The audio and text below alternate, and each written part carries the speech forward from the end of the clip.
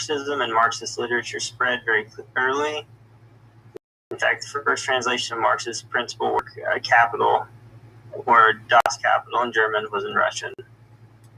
In addition, published in 1872, just 5 years after the original German edition, it was an immediate success, good sales, and numerous positive reviews in prestigious journals. The fact was so great that by 1873, 74 quotes from Capital had already started appearing in the propaganda of radical student agitation in big Russian cities. The translation of this work was also taken up quite early by Russian revolutionaries, Zastalich, a woman revolutionary known for her attempt to be governor of St. Petersburg. She started a correspondence with him in 1881, continued with Engels after Marx's death. In 1883, she became a part of the first Russian Marxist organization, the Emancipation of Labor Group, led by George Plekhanov. Plekhanov participated in the first Congress of the Second International in 1889, after which he met Engels for the first time. After this meeting, Plekhanov continued to maintain links and ties from Engels. Plekhanov played the principal role in establishing Marxism in Russia. He translated and popularized many of Marx and Engels' works, while combating the anarchist peasant socialist views of the Narodniks. He also made many theoretical contributions to Marxism. Russia at the time was under the tyrannical rule of the Tsar, against whom many revolutionaries and revolutionary groups had started activities. Many of these groups, however, had leaning toward anarchism and terrorism. Plekhanov and the Emancipation of Labor Group played a crucial role in converting considerable to Marxism. Lenin, who joined hands with this group stage, was, however, the outstanding factor who advanced Marxism and the proletarian movement. Lenin was the party name of Vladimir Ilyich Ulyan, who was born on April 22nd, 1870, in the city of Simbirsk. It was the capital of Simbirsk province. It was situated on the Volga, Russia's biggest river. Though it was a provincial capital, communication with the outside world was limited during Lenin's youth. There was no railway, and the main means of transport was via the steamers that traveled up and down the Volga. This, however, stopped during the long winter month, when the river froze into ice and journeys had to be made on horseback. Lenin's father was a well-educated man who, through hard work, had risen from the level of a poor peasant to become a teacher, inspector of schools, and finally the director of elementary schools in the Simbirsk province. He was also given the noble rank of civil counselor in 1874. He died in 1886. Lenin's mother was the daughter of a rural doctor. Though she did not go to school, she was educated at home and even learned many foreign languages, which she later taught to her children. She died in 1916. They had 8 children, of who 2 died in early childhood and 1 in her teens. Lenin was the 4th child. All his brothers and sisters grew up to be revolutionaries. Lenin was, however, the most influenced by his elder brother, Alexander. Alexander was a brilliant and gold medalist of the University of St. Petersburg, then the capital of Russia. He was a member of the secret revolutionary study circles of revolutionary youth in St. Petersburg, and conducted propaganda among the workers. He stood ideologically between the Narodnik and Marxism. In 1880, Alexander was arrested along with his elder sister Anna and other comrades for trying to assassinate the Tsar, and was later released and banned from St. Petersburg. Alexander, who was the leader of the group, was hanged on March 8th, 1887, along with 4 of his comrades. Lenin, who was only 17 years old at the time, vowed to avenge his brother's martyrdom. From a very young age, Lenin was a model student with a very systematic method of study. Unlike other students, he never produced his assignments at the last minute. Rather, he prepared an early outline and drafts, constantly making notes, additions, and changes before producing his final draft. He had a very high level of concentration and did not talk to anyone who disturbed him while studying. He was a great admirer of his elder brother, and at a young age tried to imitate Alexander in everything he did. A month after his brother was hanged, Lenin, despite the severe tension and grief, had to sit for his school exit exams. He received a gold medal as the school's best student.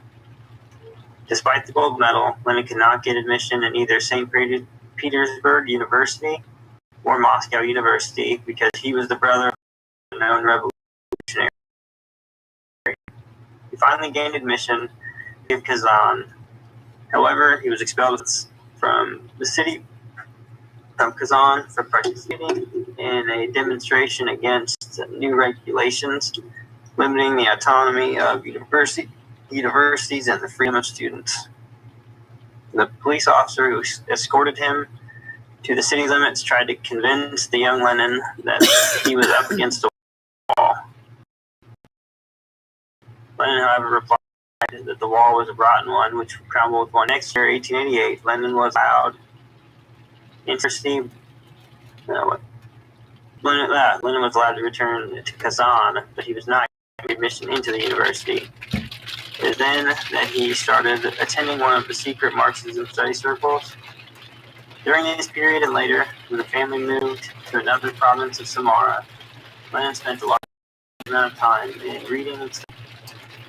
Besides reading the works of revolutionaries, Lenin, at the age of 18, started reading many of Marx and Plekhanov's works. He started propagating his knowledge of Marxism, first to his eldest sister Anna, and then by organizing small discussion groups with his friends. He also took to swimming, skating, mountain climbing, and hunting. At the time, his mother made repeated attempts to get him readmitted. He was, however, refused again at Kazan. He was also refused a foreign passport to go to and study abroad. After many efforts in 1890, Lenin was finally accepted only as an external law student at St. Petersburg University. He could sit directly for them and allowed to lecture. Lenin was determined to complete at the same time as his former Kazan fellow students. Study on some completed the 4-year course a year. In the examinations held one, he received to practice on regional court.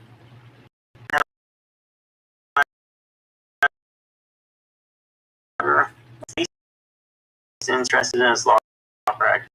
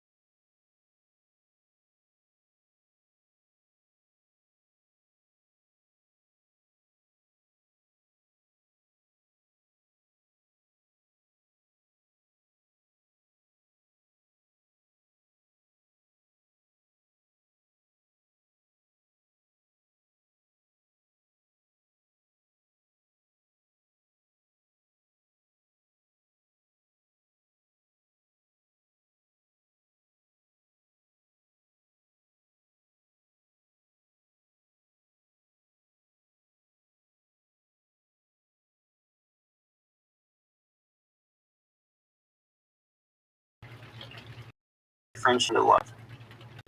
Meanwhile, he continued to expand his contacts in many Russian cities and groups in various cities. Delegate Moscow abroad to make contact with the group. Lenin's first visit to Europe lasted from April to September 1895.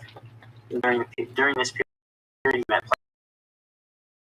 Plekhanov and acts the of labor group and other leaders of German and French working class organizations. He wanted keenly Engels. Induced Engels was on his deathbed. He united all the struggle for the emancipation of the class. The immediately started.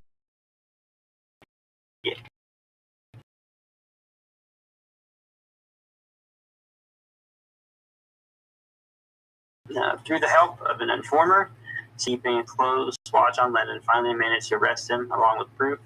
He was picked up in December 1895, along with the manuscript of his first issue of the legal magazine, and was sent to jail. Even from jail, Lenin managed to connect with his comrades outside. His mother and sister Anna brought him numerous books, and he sent letters in the books through a code that he had taught his sister. He also sent letters written in milk, which is an invisible ink that became visible later on being warmed up. He used black bread as his ink pots so that he could swallow them as soon as any prison guard came by. Thus, from the jail, Lenin could even write pamphlets and direct strikes, which during 1896 were on an upswing throughout Russia. He came to be known as a real leader of the League. At the same time, he also started intense study and research on his first major theoretical work, the development of capitalism in Russia. While studying heavily from morning to night, Lenin kept up his fitness by daily regular exercises before going to bed. After 1 year in jail, Lenin was released but was immediately sentenced to 3 years exile in Siberia, which he reached in May 1897. Krupskaya, in the meantime, had also been arrested. Lenin proposed marriage to her from Siberia. She replied simply, "If I'm to be a wife, so be it." She was allowed to join him in Siberia, which he reached in May 1898. Lenin spent most of his time in Siberia doing theoretical works with Krupskaya's help. He translated an English book, Industrial Democracy, into Russian. He also completed his work on the development of capitalism in Russia, published legally in 1899. He also started his struggle against the economists, an opportunist trend linked to Bernsteinian revisionism, mentioned in the previous chapter. He also wrote extensively on what the program and immediate tasks of Russian Revolution should be. When he came out of exile in early 1900, he immediately started work on those tasks. Chapter 13 here is Lenin and the Proletarian Party of a New Type. The most urgent and pressing task when Lenin came out of exile was to build the Revolutionary Proletarian Party. The Russian Social Democratic Labor Party had been formally established in a Congress held in 1898, attended by 9 delegates. However, the Central Committee elected at their Congress was soon arrested. Though the banner of the party had not been announced, this Congress did not actually succeed in unifying all the groups and building up a single party organizational structure. Thus, in 1900, this task remained. The plan for building up the party had been worked out in detail while in exile. Lenin felt the key to it was setting up an all-Russian political newspaper.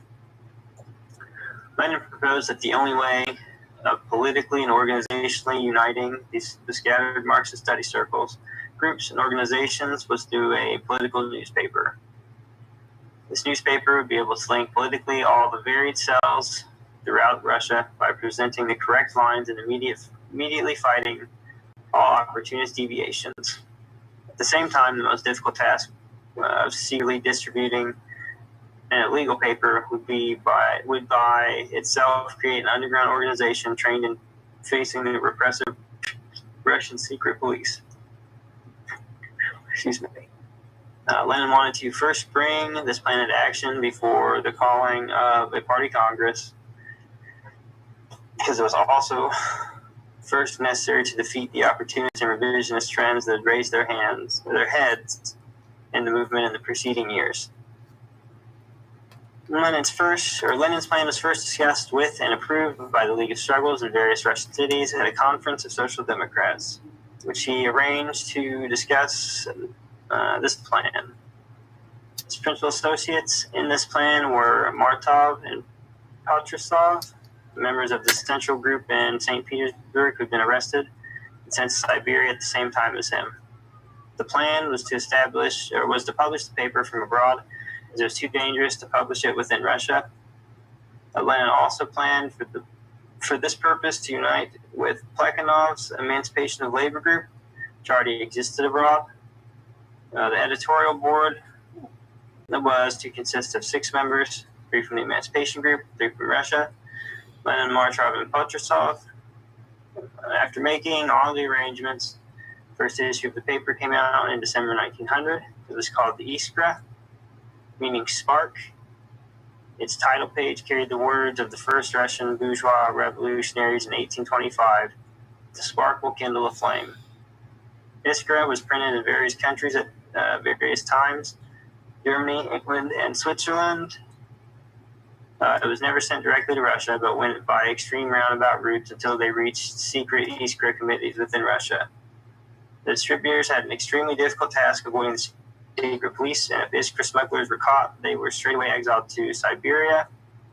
Iskra was a major tool for educating the working class with lectures and study circles, often consisting of reading articles from the paper. Iskra agents used every opportunity to distribute the newspaper, as well as secret Iskra leaflets. These were distributed not only in factories, but also on the streets, in theaters, and army barracks, and through the post. In large cities, they were widely scattered through the street or from the balconies and theaters. In local worker localities, they were distributed late at night or early morning by keeping them in factory courtyards and near water pumps, where they would be seen in the morning after each operation, which was called sewing. A particular marking would be made on a nearby wall so that the full report could be gotten in the morning as to the impact of the night's work. In small towns and villages, Iskra pamphlets were brought in peasants' carts on market days, pasted on walls.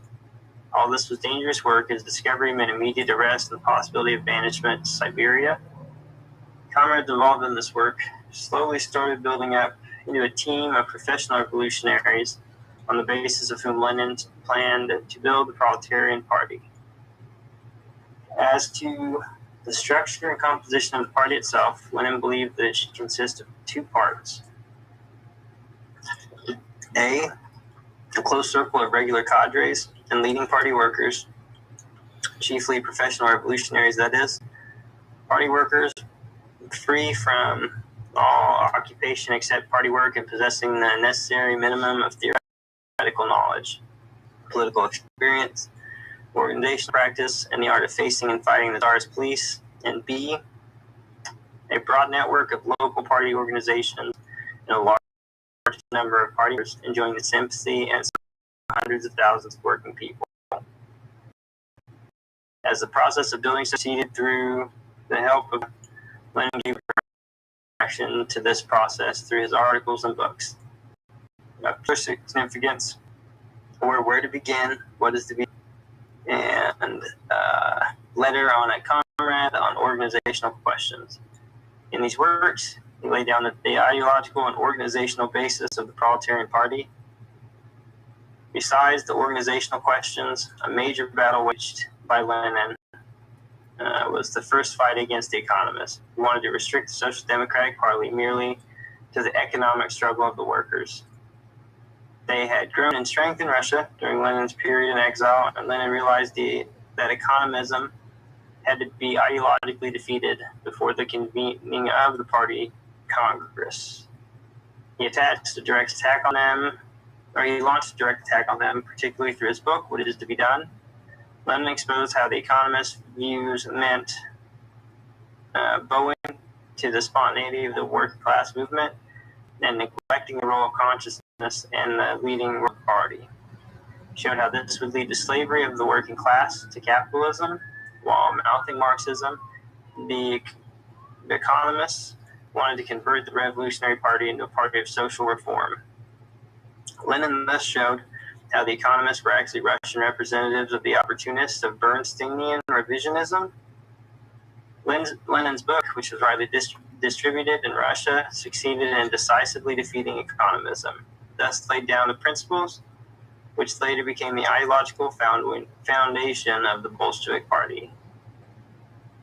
The actual birth of the Bolshevik trend within the RSDLP took place at the Second Party Congress, which took place in July to August 1903. The main debate at the Congress was regarding what should be the nature of the party and thus who should be given membership to the party. Lenin, who had in mind a tight, effective, professional, revolutionary-based party, proposed that all party members should work in one of the party organizations.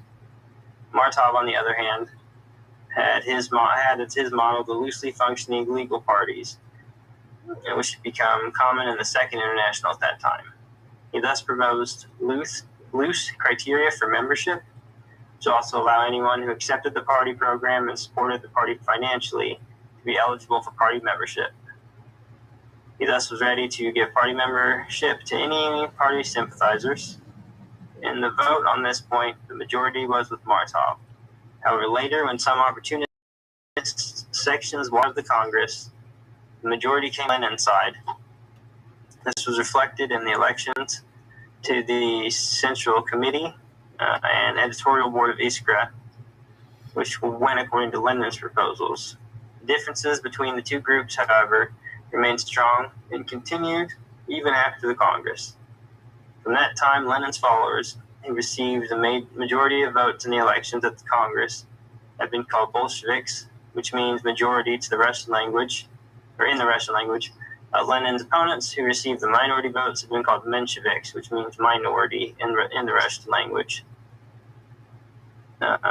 Immediately after the Congress, the Mensheviks started manipulations and splitting activities. This created a lot of confusion. In order to clear the confusion, Lenin, in May 1904, published a famous book, One Step Forward, Two Steps Back.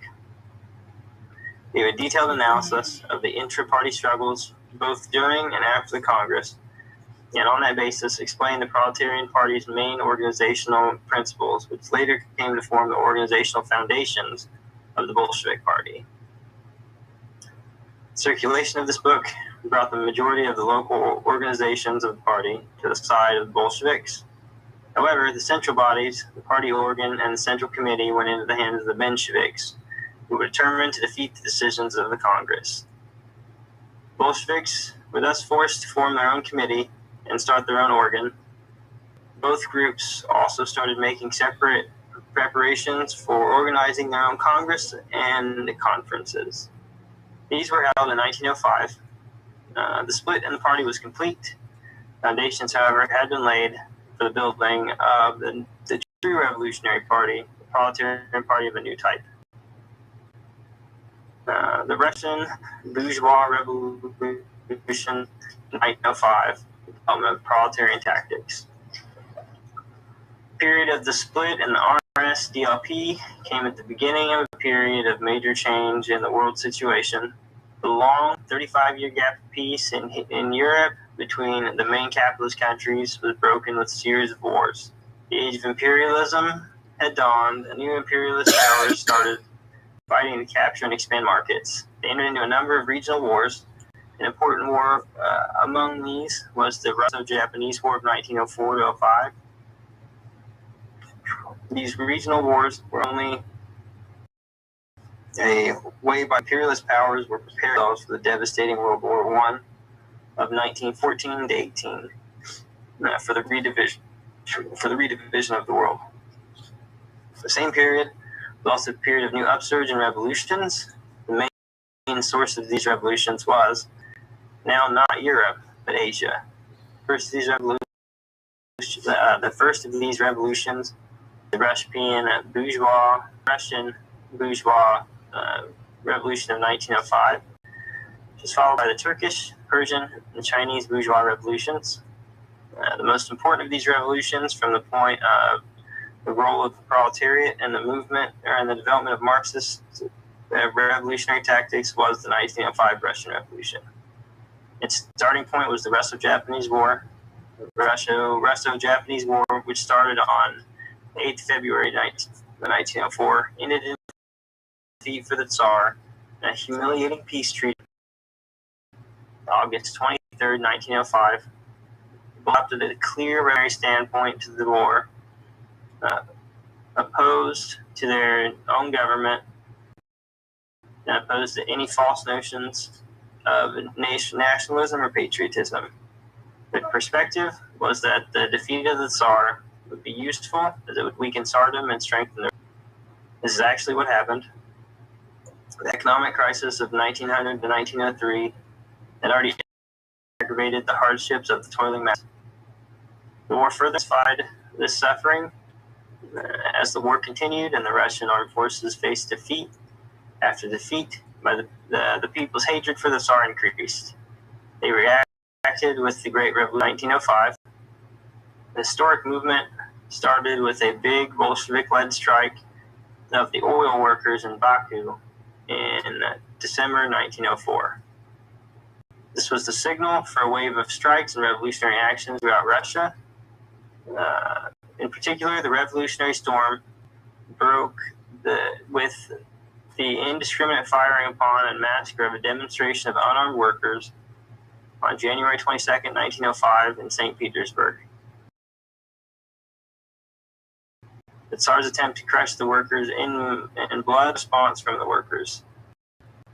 The whole of 1905 was a period of a rising wave of militant political strikes by workers, seizure of land and landlords' grain by peasants, and even a revolt of the Russian Navy, sailors of the battleship Potemkin. Twice the Tsar, in a bid to avert this diversion, offered first a consultative and then a legislative Duma. A Duma is the Russian parliament. The Bolsheviks rejected both Dumas.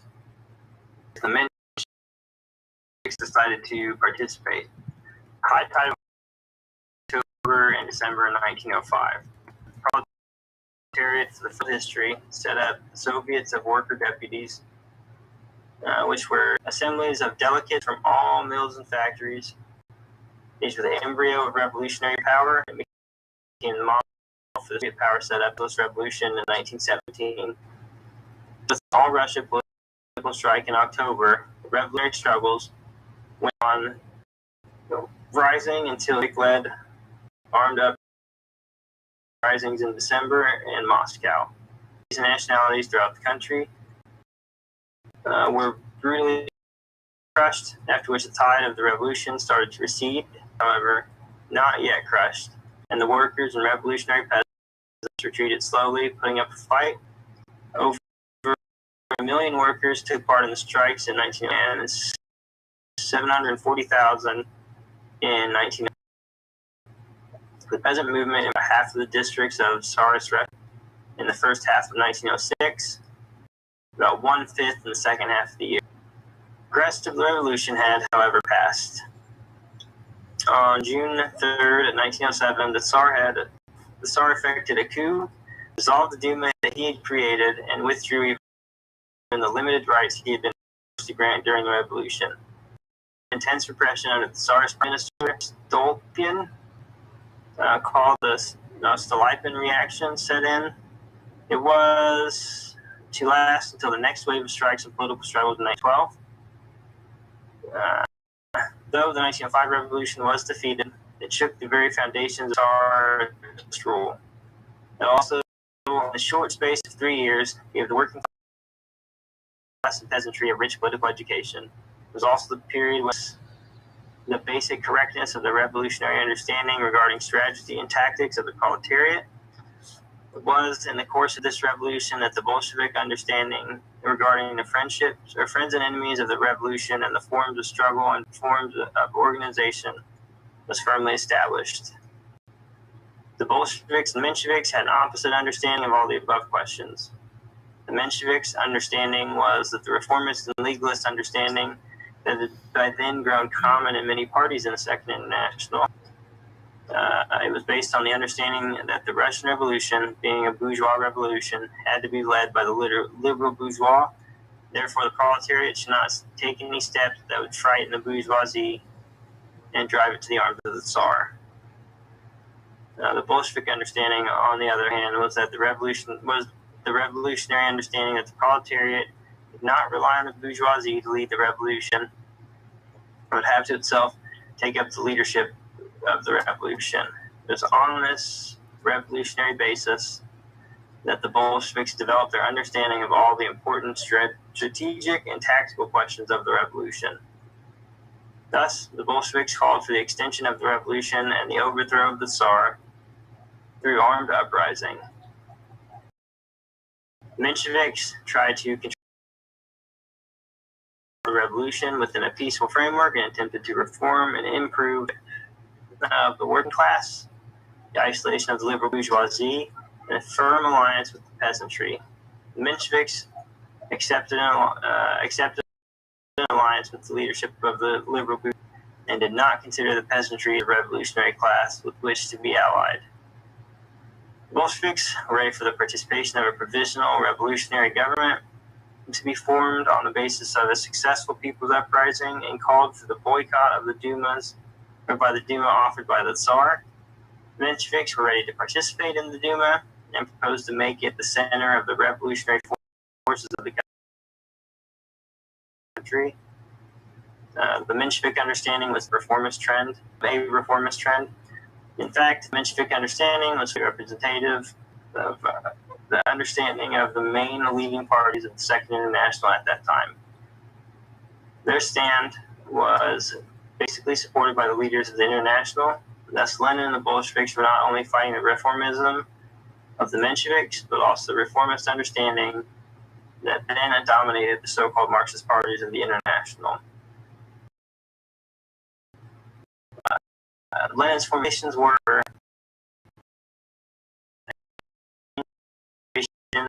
and defendant of the revolutionary understanding of the development of the Marxist revolutionary tactic, new by the capitalism into a new stage, imperialism.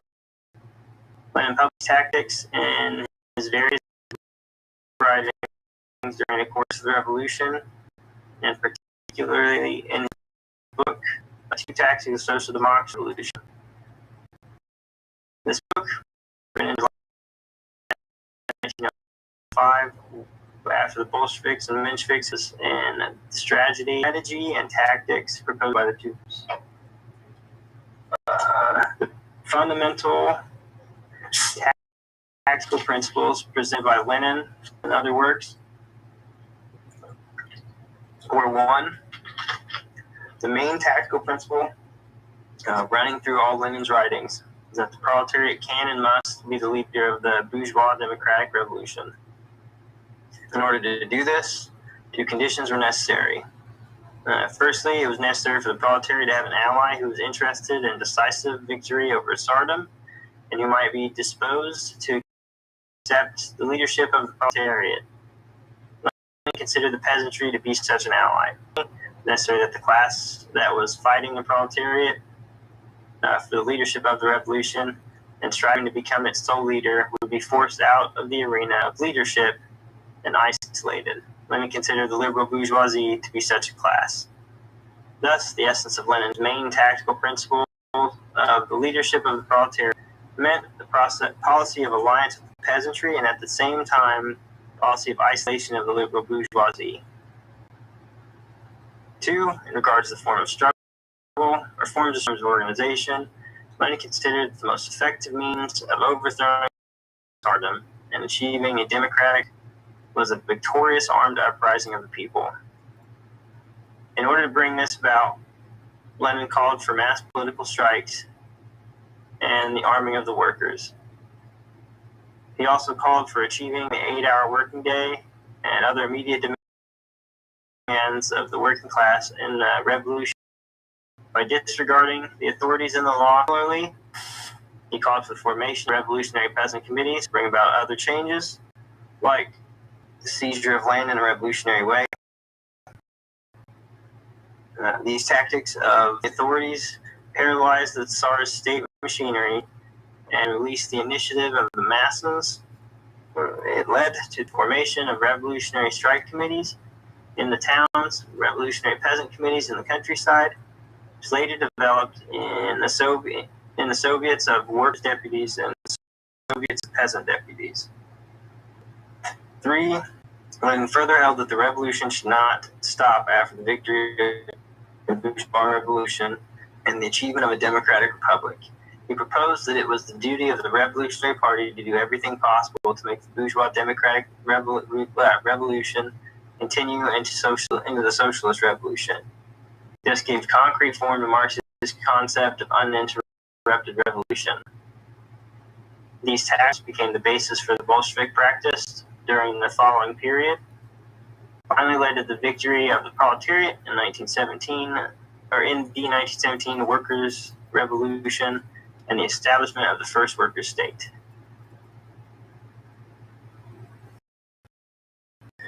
Rob, where did your class end? It ended right there. We had some conversations in between. Yeah, that's exactly where we ended at. Okay, cool. So, does anybody have any questions?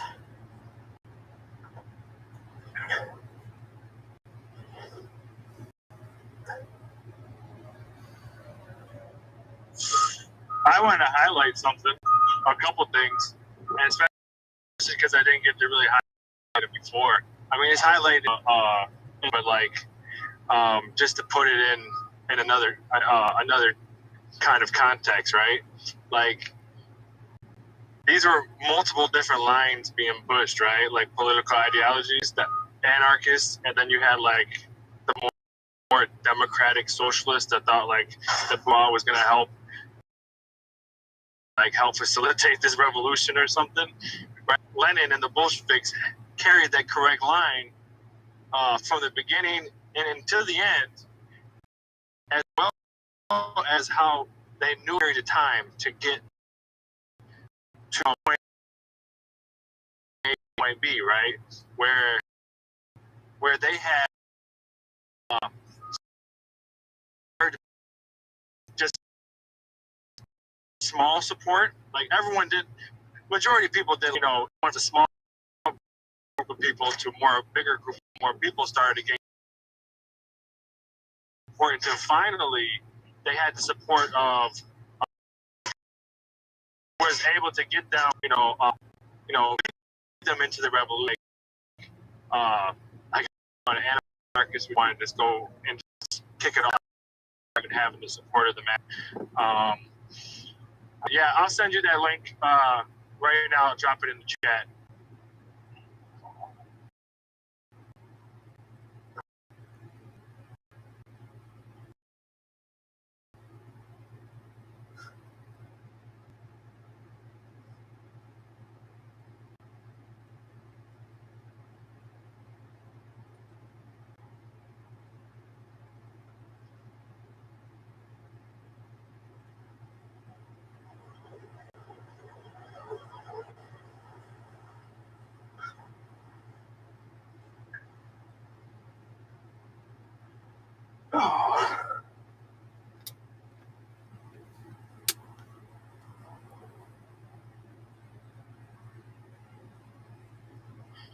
Are you waiting on me? Sorry, I had to turn the mic on so I could do that. But that was pretty much all I wanted to say, as well as what I was talking about before, about how there's literally something similar going on in the Philippines. Much press, so to speak. Like a lot of the revolutionaries, of course, don't talk about the Philippines as much, but they had base org, and then they have their more underground. You remember we were talking about? Yeah.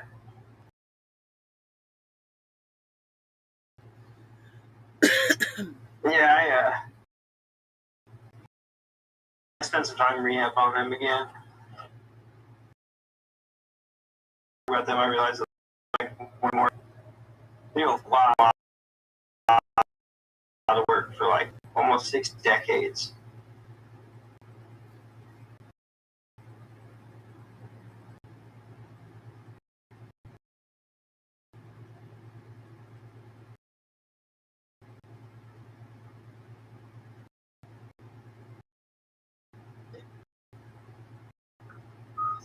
Yeah, I don't think this chapter leaves a lot of room for like a lot of discussion because it like elaborates on thinking so well. You know, it breaks down exactly. It clarifies a lot. Like, and then there's also a lot of misunderstandings about how people as if like the Soviet Revolution was of like an authority regime and they just illegally took some type of where literally like the coast guards of Russia and stuff like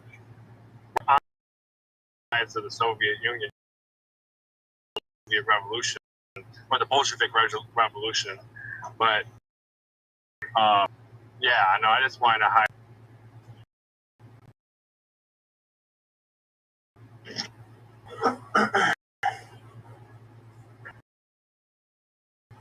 Yeah, no, I agree. I'm for a separate discussion. Oh, yeah, Tom.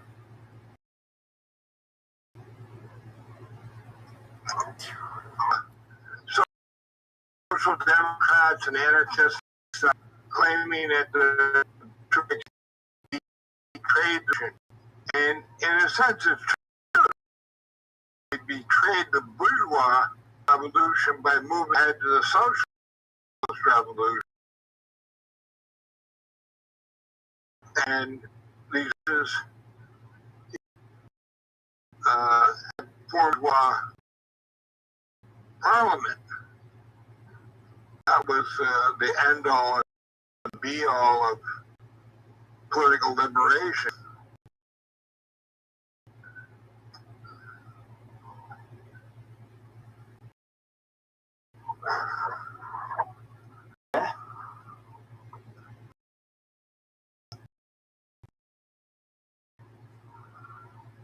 Yeah, I think a lot of people just like it. You gotta have the bad guy. Because, I mean, it's not even come across this book to have that stuff, like, checked, right? But, especially the Social Democrats and that, you act like the U.S. for some, they just bullies that went around and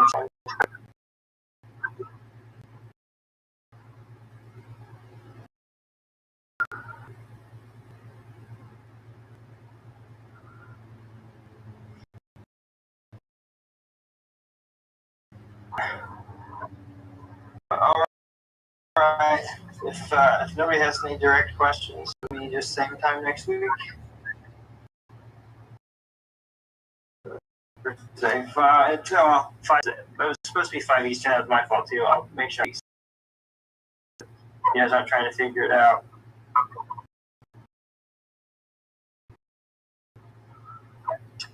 Yeah. Hour. Power to the people. Recording stopped. The recording has stopped.